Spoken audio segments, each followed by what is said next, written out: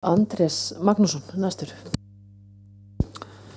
Kæri formaður, félagar og áheyrendur.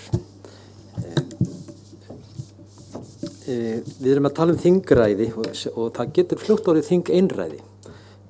B-nefnd hefur unnið ákaflega gott starf varðandi það að færa meiri völd til löggjafarvaldsins, færa löggjafarvaldi til löggjafans, löggjafarsamkundunar, en tillögurnar eru ekki eins mótaði varðandi hinakröfuna að aðskilja milli löggjafarvaldsins og framkvæmdarvaldsins. Það er miklu minna gert.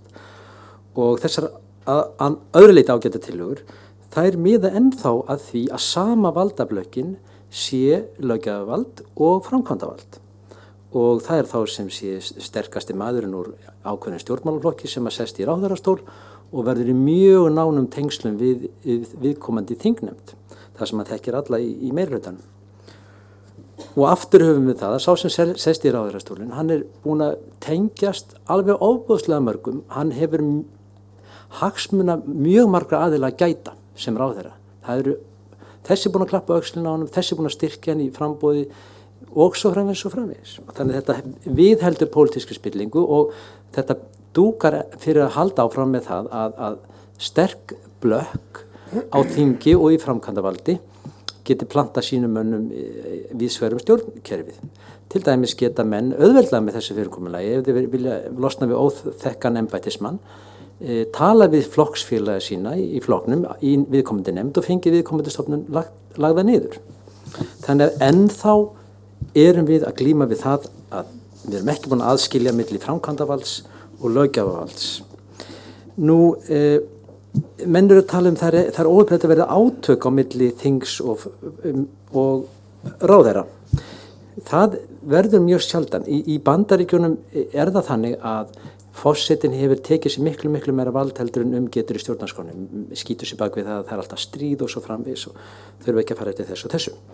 En í reynd sé ég ekki fyrir mig geta orðið mikil átök, einfaldlega vegna þess að framkvæmdarvald er framkvæmdarvald og gerir eins og því sagt.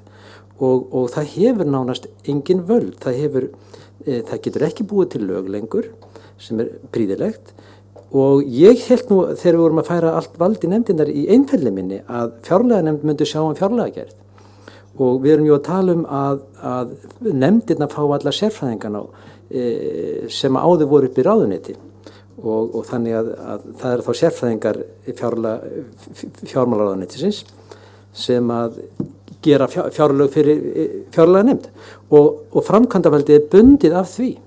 Þannig að ég sé ekki þessi miklu átök sem geta á sér stað einfaldlega vegna þess að framkvæmdarvaldið hefur engin vopn. Og síðan eru menn líka hræddir önnur rök gegn beinni kosningu ráðherra hafa verið við ég svo hræddur fyrir sterka mann. Þá er þrenns konar rök gegn því.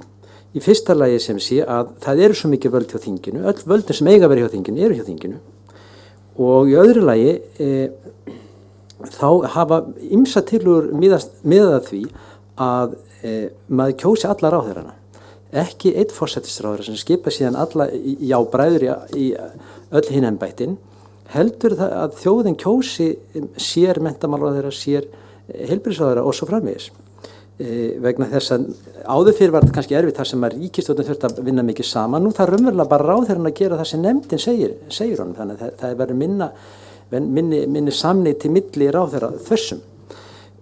Og þetta hefur komið fram í mörgum skrifum tillögum að menn kjósi sig hver ráðherra fyrir sig og þá mun það aukast að ópólitískir menn bjóðu sig fram til slíkra embætta sem er enn eitt kostur og mun minnka spillingu og samþjöppun valds. Síðan er til hugtak sem ég lærði bara fyrir nýverið sem heitir fjölskipavald og það er að gerast í öllum nútíma lýðræðissíkjum í kringum okkur að það er ekki einræði hjá einstökum ráðurum heldur þarf að bera ákvarðanir upp á ríkisstjórnarfundi og það er fleirtali, það er sem sé meirihluti sem ræður. Þannig að forsætisráðherra hann getur ekkit ráðið. Hann þarf að bera tillögur sínar upp við alla samráðherra og þeir greiða það atkvæði. En ég held reyndar að þetta þurfi kannski ekki mikið að nota ef allt vald verður hjá nefndunum og þá verður þetta bara framkvæmdamaður sem gerir eins og honum er sagt. Og ég er búin að heyra marga koma hér upp og segja eins og Erlingur. Erlingur var alveg á því að við ættum að kjósa framkvæmdavaldi beint, enda aðskilur það á milli framkvæmdavalds og löggjafarvalds og girði fyrir spilling og girði fyrir flokksræði. Vilhjálmur kom upp og sagði ég hef nú alltaf verið hrifinn af því að kjósa beint til framkvæmdavalds en svona ég er nú tilbúin að sætta með eitthvað annað. Ómar sagði það saman en hann bara sagði ég hef svo lítinn tíma til þess að fara í það sem er best eins og ég skildi hann, það sem mér finnst best. Nú Pétur Gunnlaugsson er fjarverandi. Gísli sagði mig líka í hlénu að hann hefði svona á sínum yngri árum verið hrifnast til þessari skipan, þessari tillögu til hagan. Nú ég og Lýður eru hrifnir af henni, Pétur Gunnlaugsson er hrifinn af henni. Það er að segja, það eru ótrúlega margir sem einhver tíman á sinni ævi hafa verið hrifnastir af þessari tillögu en menn eru tilbúinir að gera eitthvað annað. Þannig að mér finnst að við þurfum að taka þessa umræðu. Takk fyrir.